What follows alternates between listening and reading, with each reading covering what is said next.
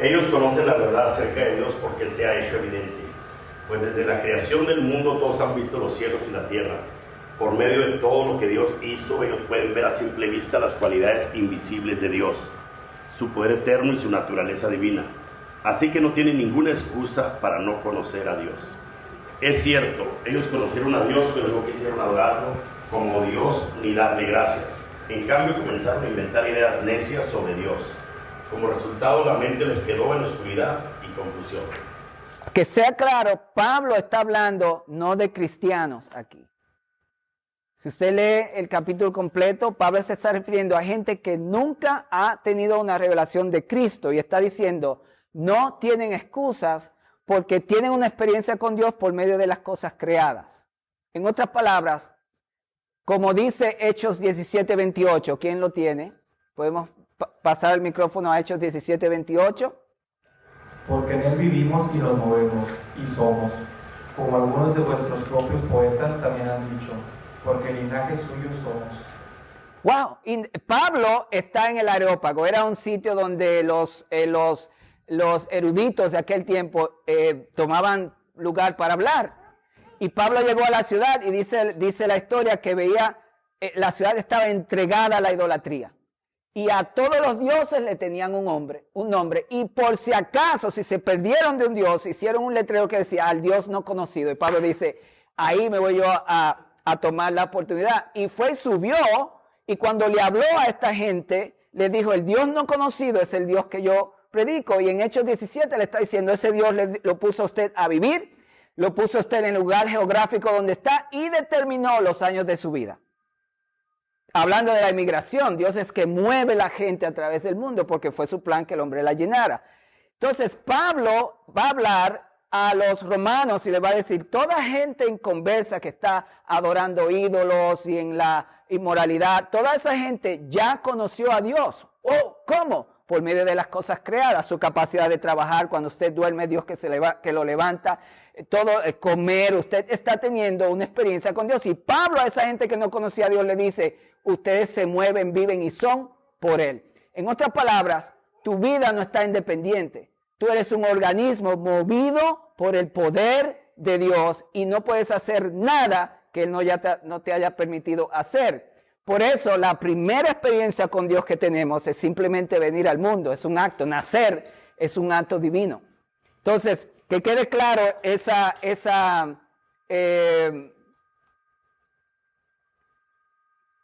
ese concepto. Usted ya no puede ir al cielo o cuando se presente delante de Dios y decir, a mí nadie me predicó, porque Dios le va a decir que hay revelación natural en su vida. Nadie tiene excusa. Dios le dio sabiduría al hombre para vivir. Por lo tanto, Cristo no podía ser no sabio.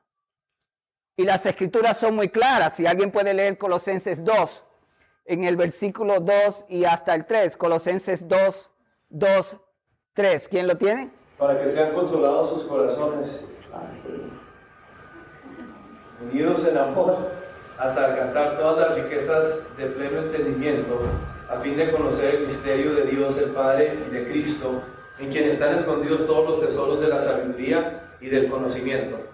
Que conste, nadie puede ser sabio que no le haya sido impartido, y la Biblia de Dios, y la Biblia dice que no hay nadie más sabio que Jesús. Cristo recibió el Espíritu Santo cuando fue bautizado por Juan el Bautista a los 30 años.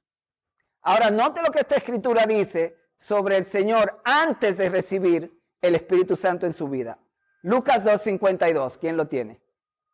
Y Jesús crecía en sabiduría y en estatura y en gracia para con Dios y los hombres. Nada que tener con ayuno y oración, nada de eso. La Biblia, él por supuesto era un estudiante de la Torá como un judío regular, pero esto está diciendo que Jesús como ser humano estaba manifestando lo que Dios le había dado a todo ser humano, que es la sabiduría. Imagínense cómo fue Jesús cuando el Espíritu Santo vino sobre él. ¿Qué pasó? Dios lo mueve a este mundo. Los primeros 30 años de Jesús probablemente trabajó con su papá y fue carpintero. el resto de su vida hasta que fue movido al ministerio cuando el Espíritu Santo vino sobre él. Entonces se convirtió en profeta, que simplemente quiere decir que era predicando la palabra. Y todavía no había nada que ver con la iglesia hasta que él fue a la cruz. Entonces entró esta zona en el mundo. Pero Jesús comenzó como sabio, un hombre común y corriente. Sin pecado, por supuesto, pero él tuvo que adaptarse al humano, porque si no, Dios no puede entender lo que el ser humano pasa. Entonces, la sabiduría es donde todos comenzamos en la vida. El cristiano, entonces, como Cristo está en nosotros, ¿ok? También tiene un fluir de estos tres oficios. Otra vez con la sabiduría, Efesios 5:15, ¿quién lo tiene? Efesios 5:15 al 16. Mirad pues con diligencia como andéis, no como necios, sino como sabios. Ok. La palabra necio ahí significa ignorante. En otras palabras, la sabiduría ya está asociada con conocimiento y ciencia. Y Pablo está diciendo a la gente, sean gente de conocimiento en la vida. No se pierdan de ser gente que crece en el conocimiento, porque así es que nos podemos relacionar con el mundo. Continúa. Aprovechando bien el tiempo, porque los días son malos. Bien, eso de aprovechar el tiempo es porque en la Biblia, especialmente el Antiguo Testamento, Dios no está interesado en el tiempo, sino en las acciones. Nosotros estamos dominados por el tiempo, cronología. ¿A qué hora nos levantamos? ¿Cuánto tiempo tenemos para hacer esto y aquello? Y vivimos en el tiempo. En el antiguo hebreo, los hebreos no estaban pensando en el tiempo. La razón por la cual en la Biblia no hay mucho énfasis en actos cronológicos. Porque Dios mide la vida del hombre no por el tiempo que vive, sino por las acciones que toma. Que es el movimiento de la sabiduría, de Proverbios. Proverbios se basa en cómo vivir la vida. Entonces, ¿qué hacían aquellos tiempos? Que los padres que podían buscaban mentores sabios a sus hijos. Y entonces el hijo comienza como necio, pero la palabra necio no es negativa, quiere decir que es un novato, no sabe. Y entonces el movimiento de la sabiduría decía que mientras creces por las acciones que tomas, determinas entonces si eres ignorante o sabio. Otra palabra que se utiliza, que muchas traducciones la tienen, es la palabra estúpido para necio. En nuestro mundo decirle a alguien estúpido es otra cosa. Pero en la Biblia simplemente es alguien que no conoce. Y si eres grande y no conoces es por decisiones malas que has tomado. Entonces es importante que busquemos la sabiduría. Por eso Santiago 1.5 dice ¿qué? ¿Qué dice Santiago 1.5? Y si alguno de vosotros tiene falta de sabiduría, pídala a Dios, el cual da a todos abundantemente, sin reproche, y le será dado. ¡Wow! Una persona que está teniendo problemas con avanzar puede pedir a Dios y Dios le puede dar sabiduría. ¿Por qué? Porque la sabiduría es ¿qué? Un don. Eso revela que la sabiduría es un don de Dios. Los que la tienen, entonces, por lo tanto, se la dio Dios, ¿sí o no? Los que no la tienen, pues la pueden pedir. El cristiano, entonces, tiene tres ministerios. El ministerio del sabio, el ministerio del sacerdote, que es donde yo quiero que lleguemos hoy al concluir, y el ministerio del profeta, que tiene que ver con cosas espirituales que vamos a tocar en algún momento. La sabiduría, de acuerdo a Daniel 1.17. ¿Quién tiene Daniel 1.17? A estos 4 jóvenes Dios les dio aptitud excepcional para comprender todos los aspectos de la literatura y la sabiduría. Y a Daniel Dios le dio la capacidad especial de interpretar el significado de visiones y sueños. Ese texto bíblico revela 2 dones en operación. Los amigos de Daniel, sabios para la vida, y Daniel, sabiduría para entender las cosas del Espíritu. ¿Lo puedes leer de nuevo? A estos 4 jóvenes Dios les dio aptitud excepcional para comprender todos los aspectos de la literatura. ¿Qué? Sabiduría en la vida, estudio, vaya a la universidad si puede, esa clase de cosas. ¿Y qué pasó con Daniel? Y a Daniel Dios le dio la capacidad especial de interpretar el significado de visiones. Lo ideal es que todos los cristianos puedan moverse entre estos 3. Hoy las iglesias están desbalanceadas. Hay muchas iglesias que son sabias, pero no son espirituales. Muchas mega iglesias, usted puede identificar las iglesias. Iglesia católica se basa mucho en el dogma, y la bautista, la palabra. Mega iglesias que ve la gente, va en pantalones cortos a la iglesia y es un mensaje de motivación.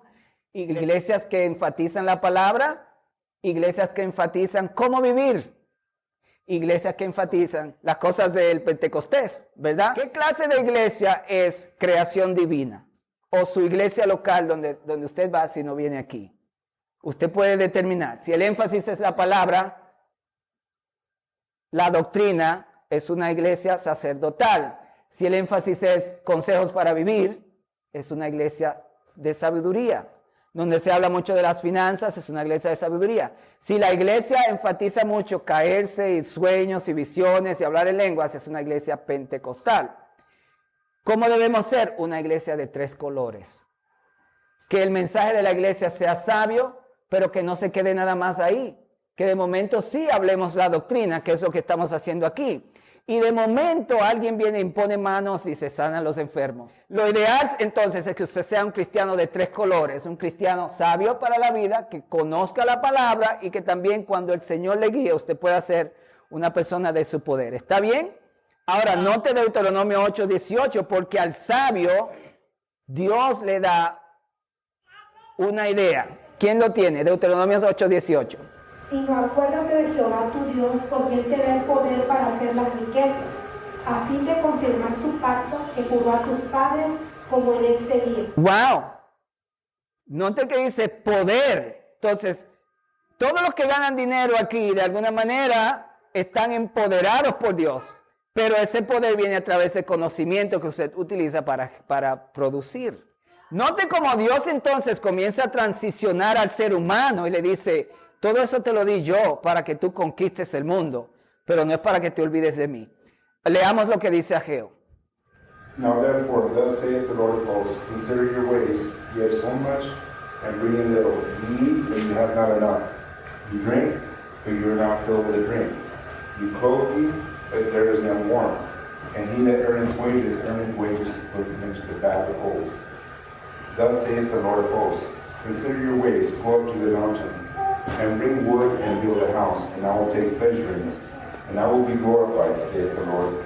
You looked for much, and lo, it came to little, and when you brought it home, I did grow up. Pues así ha dicho Jehová de los ejércitos, meditad bien sobre nuestros caminos. En otras palabras, piensen bien lo que usted está haciendo en su vida. ¿Qué más dice? El próximo versículo. Sembráis mucho, recorréis poco. Bueno, esa gente estaba trabajando, era en la tierra, era la cultura de la agricultura, vivían del producto.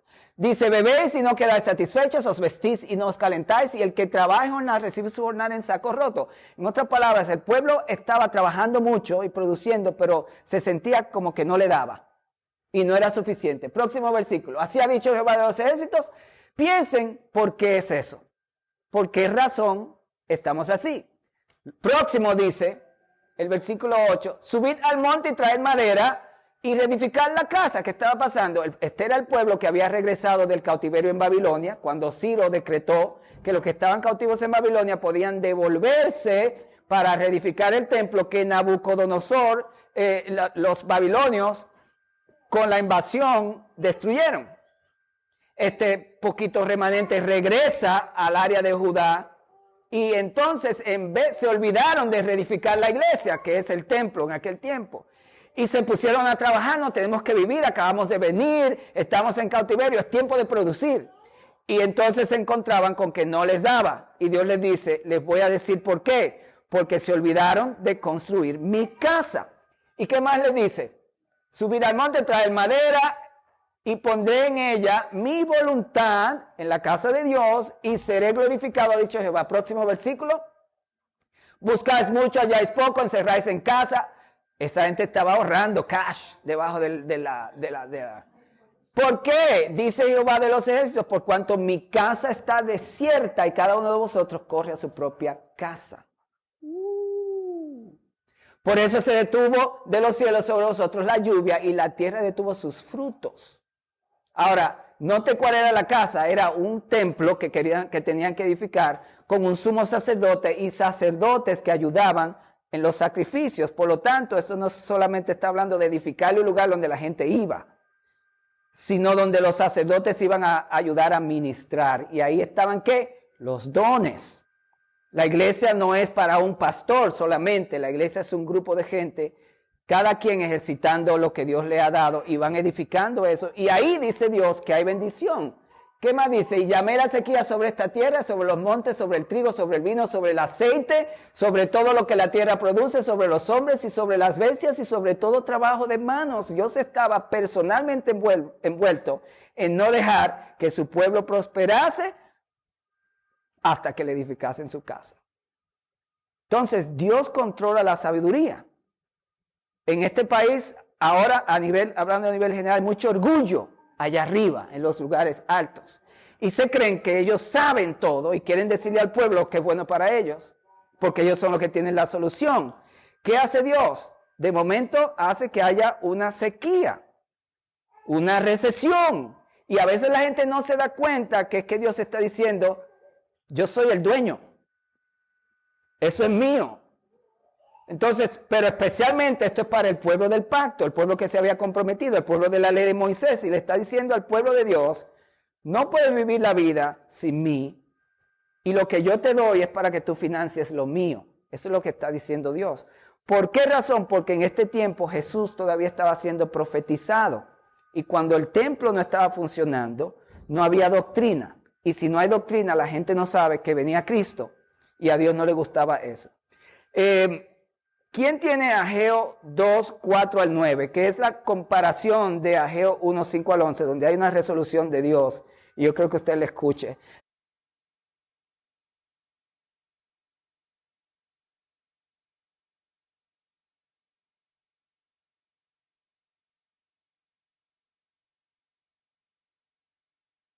Yet now be strong, O Zerubbabel, saith the Lord, and be strong, O Joshua, son of Josedech, the high priest, and be strong, all you people of the land, saith the Lord, and work, for I am with you, saith the Lord of hosts, according to the word that I covenanted with you when you came out of Egypt. So my spirit remaineth among you.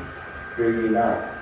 For thus saith the Lord of hosts, yet once it is a little while, and I will shake the nation, the heavens, and the earth, and the sea, and the dry land. And I will shake all nations, and the desires of all nations shall come. Ahí, en ese versículo, continúa, y vamos a hacer esa nota más adelante, versículo 7, continúa. Go ahead. I will fill this house with glory, saith the Lord of hosts. The silver is mine, and the gold is mine, saith the Lord of hosts. The glory of this latter house shall be greater than of the former, saith the Lord of hosts. And in this place will I give peace, saith the Lord of hosts. Solo a ver, esfuérzate, dice Jehová, esfuérzate también, Josué, hijo de Josadac, sumo sacerdote, cobrad ánimo, pueblo todo de la tierra, dice Jehová, y trabajad. ¿Trabajad en qué? No, ya les había dicho que estaban trabajando allá afuera y no estaba funcionando. Ahora les está diciendo, trabajad en la construcción de mi casa. ¿Ok? ¿A quién le dijo que trabajara? A pueblo todo. ¿De qué tierra? Pueblo de la tierra que estaba presente. Por lo tanto, la construcción, la edificación de la iglesia es de todos nosotros. Y Dios nos está llamando a venir y decir, ok, ¿qué es lo que vamos a hacer en esta iglesia? Para construir la visión que Dios ha dado a la casa. Y cada uno de ustedes lo va a hacer con sus dones. Trabajad porque yo estoy con vosotros. Ahora dice, mi presencia va a estar con ustedes si también me sirven a mí. Dice Jehová de los ejércitos. Continúa, versículo 5. Según el pacto que hice con vosotros cuando salisteis de Egipto. Este pueblo no salió de Egipto, pero son los descendientes de Abraham, que también son parte del pacto de Moisés en Sinaí, en Éxodo 19. Mi espíritu, wow, la parte azul, ese, iba a moverse aquí para que pudiesen tener el poder y las finanzas para construir el templo. Ahí están los tres. Continúa. Versículo 6, porque así dice Jehová de los ejércitos, de aquí a poco yo haré temblar los cielos y la tierra. ¿Cuándo? Cuando me construyan la casa. En otras palabras, El Paso, Texas, ningún estado, ninguna nación, en ningún lugar puede existir sin la iglesia. Por eso el Señor le dijo a los discípulos, vosotros sois la sal de la tierra y la luz del mundo. Ustedes son la sal de la tierra y la luz del mundo. Y el Señor se lo está diciendo a todos los discípulos que iban después a construir la iglesia en el libro de Hechos. Y el Señor dice, ¿cuándo yo voy a mover? Cuando me construyan la casa. cuando la casa de Dios esté funcionando bien. Y entonces el Señor le dice, el mar y la tierra seca, continúa, versículo 7, y haré temblar a todas las naciones, y vendrá el deseado de todas las naciones. Eso es Cristo. Y tener el templo construido era clave para proclamar la ley de Moisés que profetizó al Señor en Deuteronomio capítulo 8. Ese mismo capítulo que leímos, 18, donde habla de que Dios quería que se acordasen de Él en sus riquezas, es donde Moisés profetiza que Jesucristo iba a venir. Por lo tanto, hay una conexión aquí entre el financiamiento del reino y el movimiento de Dios para las edades. En aquel tiempo era que había que predicar la palabra de la profecía que encontraron los eruditos en el tiempo en el que nació Jesús. Entonces, continúa, versículo 8. Dice, mía es la plata y el oro. Otra vez, una conexión entre el mover de Dios, el templo y las finanzas del pueblo. Hay una conexión ahí, por eso en Malaquías le dice, me están robando. ¿Dónde me están robando? En el diezmo. ¿Y cómo? Porque, ¿cuál era la clave? Que sin el diezmo, sin las finanzas y sin los dones y sin el templo no se está predicando la palabra y le estamos robando a Dios la capacidad de tocar otras almas como Dios tocó la suya. Si la iglesia no funciona, no aprendemos estas cosas. Ustedes yo sé que ya tienen la idea. ¿Y qué más? Dice, ha dicho Jehová de los ejércitos, daré paz en este lugar. Dice Jehová de los ejércitos. Bueno, él les dijo que no tenían paz con todo lo que estaban haciendo porque trabajaban tanto que no tenían tiempo para Dios. Por consiguiente, darle paz al pueblo quiere decir, constrúyame mi casa y van a estar bien. Eso era lo que Dios les estaba diciendo a ellos. No voy a leer Malaquías 3:10, ya lo mencionamos, pero sí me quiero mover a la conclusión de lo que queremos establecer hoy.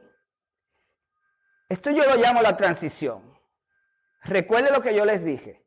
El libro de Proverbios no es un libro teológico, pero tiene teología, por ser de los hebreos. El libro de Proverbios no es un libro profético como Jeremías, Isaías, pero tiene profecía, porque quien nos presenta este movimiento de la sabiduría son los hebreos del pacto.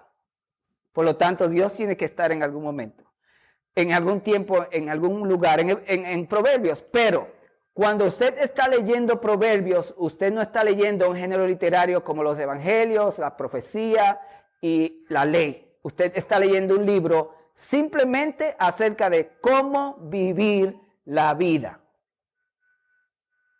El sabio, todo el que habla en Proverbios es un sabio con madurez, porque el sabio se jacta de que al vivir la vida y tener experiencia sabe cómo enseñar a otros. Eso es el punto. Yo sé de qué te estoy hablando, dice el sabio. Ahora escúchame, cállate, eres novato, necio o estúpido, como se traduce en algunas escrituras, pero no estúpido en la manera en que nosotros pensamos. Le dice, cállate, te voy a enseñar cómo vivir. Y a esa gente que tiene este don de sabiduría hay que escucharla porque te invaden con sabiduría que te transforma. Eso es lo que hace el sabio. Este versículo de Proverbios 30 es increíble. Porque quien está hablando en este versículo que vamos a leer es un sabio experimentado, probablemente el mismo Salomón, disfrazado de alguien más. O como se utilizaba, alguien más escribe, pero es algo que todavía muchas personas no determinan. Yo creo que fue Salomón en mis estudios, pero dejémoslo como está, con quien se identifica. Y esta persona va a decir algo sobre sí mismo que es muy inusual. Si alguien puede leerlo. Proverbios 30, versículos 2. Y vamos a parar en el 4 y luego vamos a seguir al 9. ¿Quién tiene? Proverbios 30, versículos 2 al 4. Ciertamente no soy Dios por Dios de ninguno, ni tengo entendimiento ni nombre. Este sabio no puede estar en la Biblia si es ignorante, porque Dios no lo hubiese puesto ahí. Número 1. 2, el sabio está meditando al final de sus días y está diciendo, wow, a mí me falta algo. Y dice, no tengo entendimiento de hombre, que no tiene sentido, porque si es sabio, tiene experiencia, por lo tanto tiene entendimiento. Entonces hay una contradicción, pero el autor está moviendo tu mente y diciendo, observa lo que está diciendo. ¿Cómo va a decir un sabio que es ignorante? Continúa. Ahí está la clave que yo llamo la transición. Este hombre pasó por todo en la vida y enseñó a mucha gente. Y al final de sus días, en algún momento está diciendo, ¿sabes qué? Yo no soy sabio. ¿Por qué? No tengo entendimiento de qué? Del santo. Es muy verde, no es azul. Y él está diciendo, todo lo que una persona pueda saber en la vida, si no tiene entendimiento de las cosas de Dios, es estúpido, o necio, o ignorante. Por lo tanto, Dios quiere que usted aprenda a también moverse en esta área. Si no, no ha aprendido nada. Toda su filosofía, teorías, conocimiento es nada delante de Dios si usted no tiene una experiencia con Él aquí. Y note que la palabra ciencia, dat, de donde viene esa, es, le voy a decir lo que es conocimiento. Mi esposa me conoce y yo la conozco a ella como nadie aquí la puede conocer. Porque ella y yo, y ustedes que son casados, tienen intimidad al desnudo. La palabra conocer en la Biblia es dat. Vamos a ver en algún futuro. Que significa conocimiento experimental íntimo. Que viene de esa unión. Por lo tanto, él está diciendo, yo nunca tuve una experiencia con Dios, por lo tanto no sé nada. Y la palabra santo, la ciencia del santo, está en plural. Es la ciencia de las cosas sagradas que incluyen a Dios. Él está diciendo todo lo espiritual, intimidad con lo sobrenatural, es también sabiduría. Por eso Proverbios nos va a decir, el principio de la sabiduría es una experiencia con Dios, que es conocer su palabra, escuchar su voz, saber cómo Él habla, dónde me encuentro con Él. Sabiduría es lo que Adán y Eva tenían en el jardín, escuchaban la voz de Dios al aire del día, que se paseaba, había ese encuentro con Dios. Al final de la jornada, Adán se iba a trabajar, Eva se quedaba por ahí, y todos los días Dios se encontraba con ellos y tenía una experiencia hasta el día que ellos desobedecieron y entonces todo cambió. Entonces la pregunta que Dios le está haciendo a usted es, si usted calcula toda su sabiduría alrededor de las experiencias de su vida en los últimos años, y usted puede anotar todo lo que ha logrado y lo que ha hecho, cuánto ha ganado, eso es sabio. Pero si no ha completado con esto, que comienza aquí, en un encuentro con Dios, entonces todavía le falta sabiduría. ¿Qué más dice el versículo? ¿Quién subió al cielo y descendió? Ahora dice el sabio, ok, esto es lo que yo quiero saber. ¿Quién subió al cielo y descendió? Oiga bien, eso no es normal lo que está pasando ahí. Porque Cristo no había sido revelado ahí, ni tampoco fue revelado en el movimiento de la sabiduría. La sabiduría era sobre cómo vivir la vida. Este hombre está teniendo un encuentro, algo le está pasando, y está profetizando. Le dice, ¿quién subió al cielo? A ese es que yo quiero conocer. ¿Qué más dice? ¿Quién encerró los vientos en su puño? Continúa. ¿Quién ató las aguas? ¿Quién ató las aguas en un puño? ¿Quién afirmó todos los términos de la tierra? ¿Cuál es su nombre y el nombre? ¿De quién? Moisés no entendió el aspecto de la Trinidad. Eso es revelación progresiva que pertenece a la iglesia a partir de Pablo y Juan. Para un sabio que no es espiritual, estar preguntando por el nombre de Dios, el nombre de su Hijo, es profético. Ahí pasó algo en Proverbios. Dios intervino en la mente de este hombre sabio y le dijo, no sabes nada hasta que conozcas esto. Y esto nos lo dejó el Espíritu Santo a nosotros, porque dice, ¿cuál es su nombre y el nombre de su Hijo? No en el Antiguo Testamento. Eso violó completamente la regla de amarás al Señor tu Dios y es un solo. Jehová uno es, le dijo Dios a Moisés que le dijera al pueblo. Entonces, velo como el Espíritu Santo intervino aquí, en aquel movimiento, y se hizo la pregunta, el sabio, diciendo, yo no sé nada hasta que conozca este aspecto.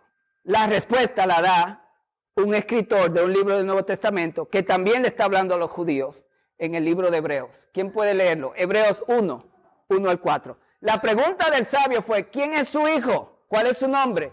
Y este judío que está hablando en Hebreos da la respuesta muchos años después. ¿Quién lo tiene? Hebreos 1, 1 al 4. Dios, habiendo hablado muchas veces y de muchas maneras en otro tiempo a los padres de los profetas. Eso es hablando del Antiguo Testamento. ¿Qué continúa? En estos postreros días nos ha hablado por el Hijo. ¡El Hijo! ¿Se acuerdan lo que dijo el de Proverbios? ¿Quién es su hijo y cuál es su nombre? Que constituyó heredero de todo, por quien asimismo hizo el universo, el cual siendo el resplandor de su gloria y la imagen misma de su sustancia, a quien sustenta todas las cosas de la palabra de su poder, habiendo efectuado la purificación de nuestros pecados por medio de sí mismo, se sentó a la diestra de la majestad en las alturas. Muy bien, lo que está diciendo este hombre, diciendo, se acabaron las voces allá y ahora la preeminencia de la palabra, del Dios que le habló a nuestros padres, ese Dios es Cristo. Él es el Hijo y Él es el heredero de todo. Y Él es quien sostiene todo con la palabra de su poder. En otras palabras, Cristo es que habla la vida todos los días en el mundo. Y el ser humano se levanta y respira y come y duerme y se mueve porque Cristo habla. Entonces, cuando Pablo está diciendo en Él vivimos, nos movemos y somos, ya está diciendo la palabra que nos movemos y somos en Cristo. ¿Eso no está tremendo? Sí, yo creo que sí. Mire el capítulo 3, versículo 1, ya estamos terminando. Capítulo 3, versículo 1. ¿Quién lo tiene? De Hebreos. Adelante. Sube el micrófono un poquito más para que se escuche mejor. Hebreos 3, 1. Por tanto, hermanos santos, participantes del llamamiento Celestial. ¿De qué llamamiento? ¿A quién le está diciendo participante del llamamiento celestial? Al pueblo. Oiga bien, Jesucristo está diciendo, usted tiene un llamamiento al que usted tiene que darle atención. Un llamamiento celestial. Él es el sumo sacerdote y ustedes son sacerdotes llamados a ministrar con Él. Participantes del llamamiento celestial. ¿Qué les dice? Tienen que prestar atención. Dios nos está diciendo que dejemos de tener este desbalance, donde lo único que le damos a Dios es venirnos a sentar por años y por años y por años, cuando Él está diciendo, yo te puedo usar, yo te puedo dar más, yo te necesito. Y ya no veamos la iglesia como un acto de una alabanza que viene aquí mientras estamos todos acá, no todos, ¿verdad? Pero una buena mayoría de la iglesia, hablando en general, no está participando. Por lo cual, como dice el Espíritu Santo, si oyeres hoy su voz, no estuvieran vuestros corazones, como en la provocación en el día de la tentación en el desierto. Ok, ¿qué voz? Leímos en el principio del capítulo 3, la voz del Señor, que está diciendo, por lo tanto, partícipes del llamamiento celestial, consideren lo que el sumo sacerdote está haciendo. El sumo sacerdote está allá en el cielo intercediendo por la humanidad y Él necesita que nosotros estemos aquí trabajando con la obra. Por causa del tiempo, voy a hacer una transición y me voy a mover adelante. Pero note lo que dice el apóstol Pedro. Primera de Pedro 2, 9 al 10. Primera de Pedro 2, 9 al 10. ¿Quién lo tiene?